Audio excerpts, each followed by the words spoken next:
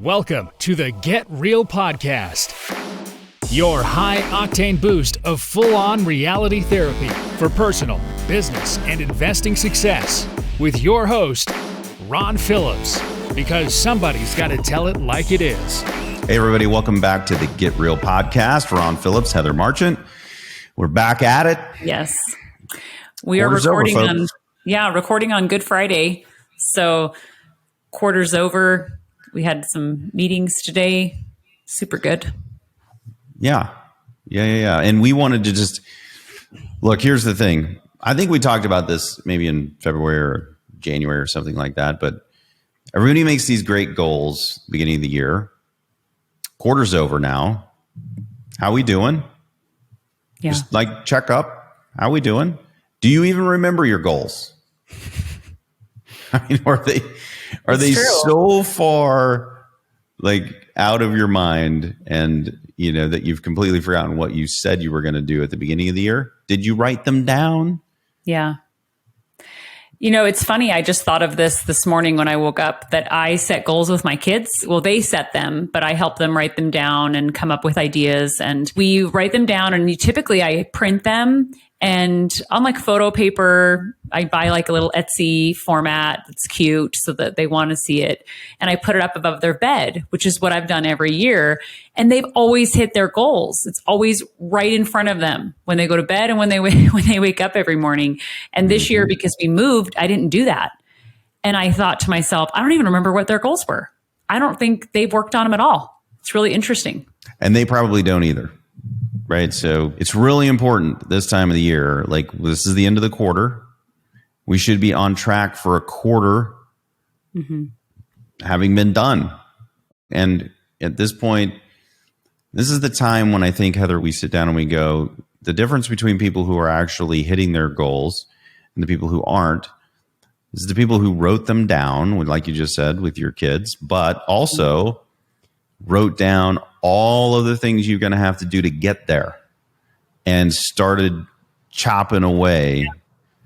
And now we should be, if it's an annual goal, we should be a quarter of the way done or more with all of the little things that are going to get us there. Yeah, you got to have some measurables, things that you can track progress, right? Having a goal that's trackable is super helpful. We set rocks with the EOS and traction, and we achieve them because they're in front of us every week. We report on them every week and held accountable to each other. And then we just reported to our team today how we did on our rocks from last quarter. Yep. Yeah. So if you haven't read EOS, if you haven't read Traction, the book is not called EOS. It is called Traction. And it talks about EOS, which is the Entrepreneur Operating System. And it is a way to stay organized around ideas. It is a way to organize all of the things that you need to do to make the ideas happen and all of that. Okay. And so what Heather and I decided we would talk about today is, because you can use this in your personal, you can use this in your business, you can use this with your family. Doesn't make any difference. You can use this. And it's really, really not that complicated. Yeah, Take it really annual, isn't. big, huge goals. You break them down into quarters. You break the quarters down into rocks. And the reason for that, Heather, do you remember the story that they talk about in the book with the rocks and the sand and pebbles? Okay, so. Oh, yeah, I think I do. Yeah. Yeah, right. So you have a jar and you got all this crap. This professor would bring the sand and water and rocks, and he would say, okay, is this all going to fit into this jar? The only way it fits, I'm just going to cut to the chase here, people. The only way it fits is if you put the rocks in first, the sand in next, and then the water, because the sand fills in around and the water makes everything fill in around the rocks because it kind of flows in through. The rocks are the most important things. The sand is kind of like your to-do list, you know, and then the water is just kind of the flow that makes it all happen. So the big things or the quarterly goals that you have to hit hit your annual goal are the rocks. Yeah. And Heather, we have a meeting every single week. We talk about rocks. Yeah. Are we on track? Or are we off track for the quarter? And, you know, we hit them more often than not. Sometimes we don't. This quarter, we had a couple we didn't. And, it is what it is, right? We put them and we're almost always very, very close if we don't hit them. Every single person on the team has a rock for the quarter, at least one. Mm-hmm. And they're tracking it and they report on it in our weekly meetings. And so on a personal level, it's not really that much different. Yeah. You got a big goal, you break it down into bite-sized chunks. And then I guess, Heather, we should tell them about to-dos as well. Heather, what's the difference between a to-do and a rock? So a to-do is something that can be done over like 1 or 2 weeks. So if I had a to-do to call someone and set up a meeting about X, Y, or Z, that's not going to be a rock, right? Because that's just a task, a to-do. So a lot of times our to-dos are helping take baby steps toward our rock. So breaking down your rock into to-dos. So if I have a quarterly goal of like hiring a new person, for example, then I'm going to start with, okay, so I've got to I got to line out the position. I got to figure out what the pay structure is going to be. What are their responsibilities going to be? Who do they report to? And that could be a task or a to-do that I'm going to do. And then maybe the next week, then I'm going to look at my rock and I'm going to say, okay, so I have that finished. Now this week I'm going to place an ad. And then next week I'm going to interview candidates. And then the following week I'm going to hire someone. And then I'm going to train someone for a couple weeks. And next thing you know, you hit your rock. Absolutely. It's really not much more complicated than that. It's really just putting in the effort. Mm-hmm. But I think most people start off with super great intentions. Business owners have fantastic ideas and everything like that. And then reality hits.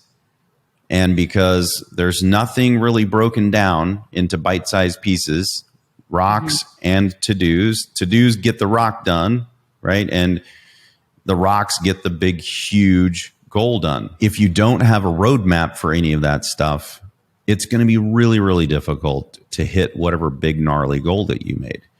And that's why so many people out there tell you to set realistic goals, which is a bunch of absolute BS. Yeah. Nobody should be setting anything average or realistic. Yes. Who wants to be average anyway?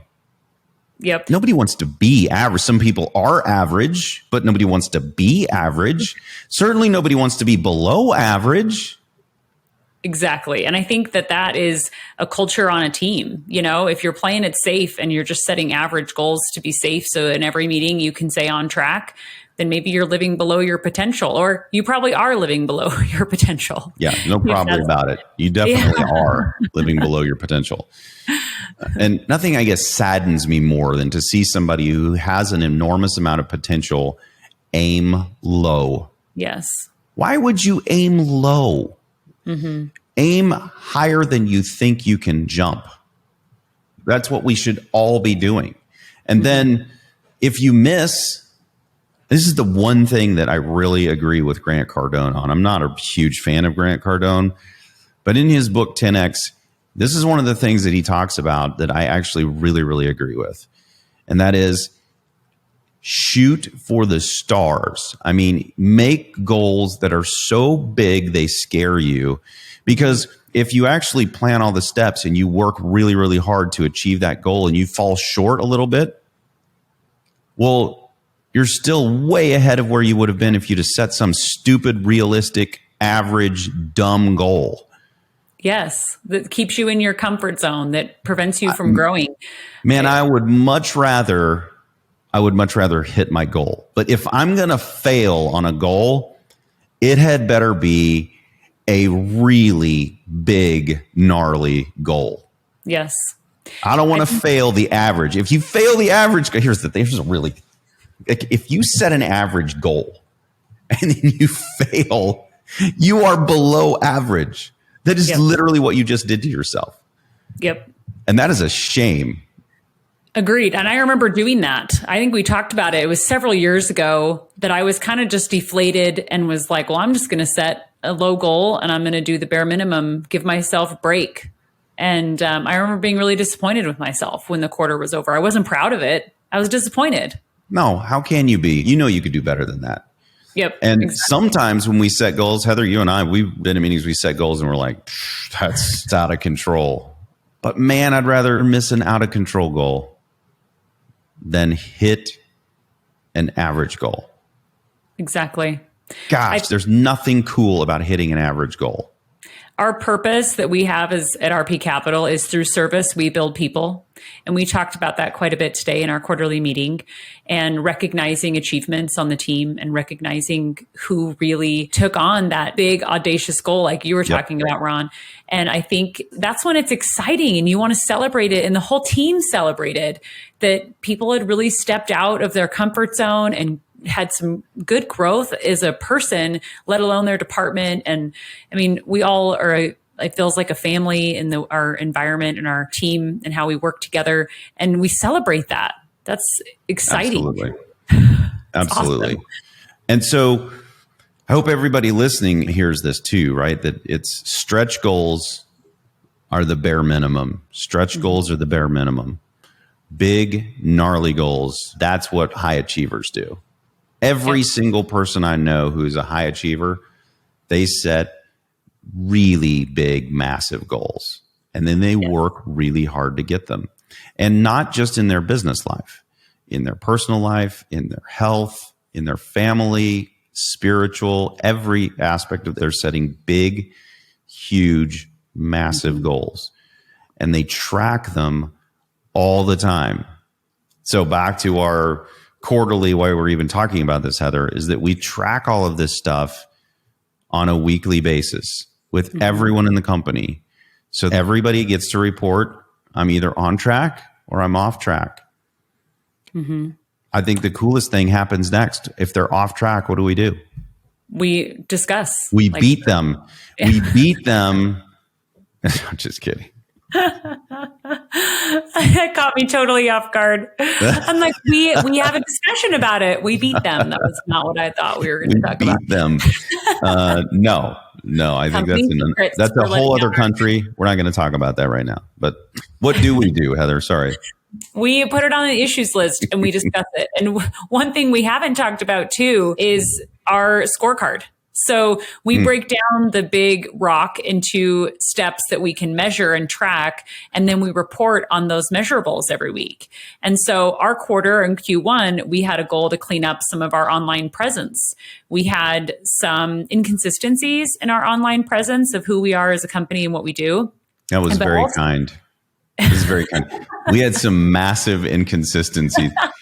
We had been doing some kind of a shotgun approach. It was just not good. So this is the Get Real show, Heather.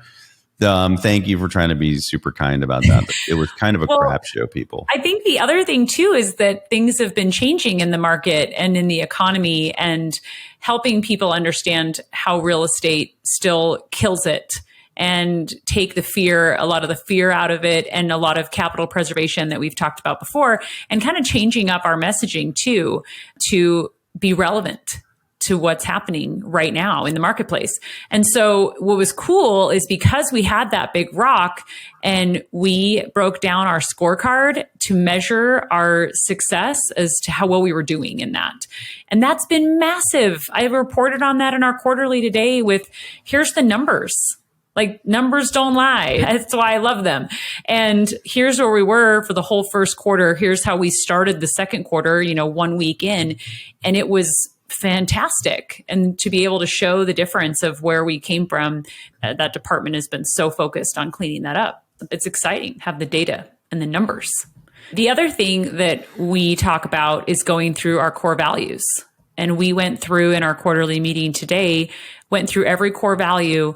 And I know we had a couple new people, and I said, hey guys, I know this feels really repetitive that we talk about this every quarter. We go over the exact same slides, you guys. Like, there's the same data on probably 6 or 7 slides that we cover over and over and over again.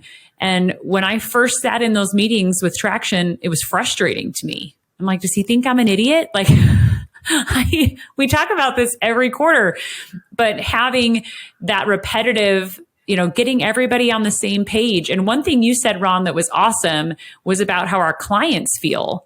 And that literally only happens if it's beat into all of us. There's like a beating theme in this podcast. I'm not sure what's going on here, but like if it's drilled in over and over and over, so much so that it oozes out of us and it's noticed by our clients.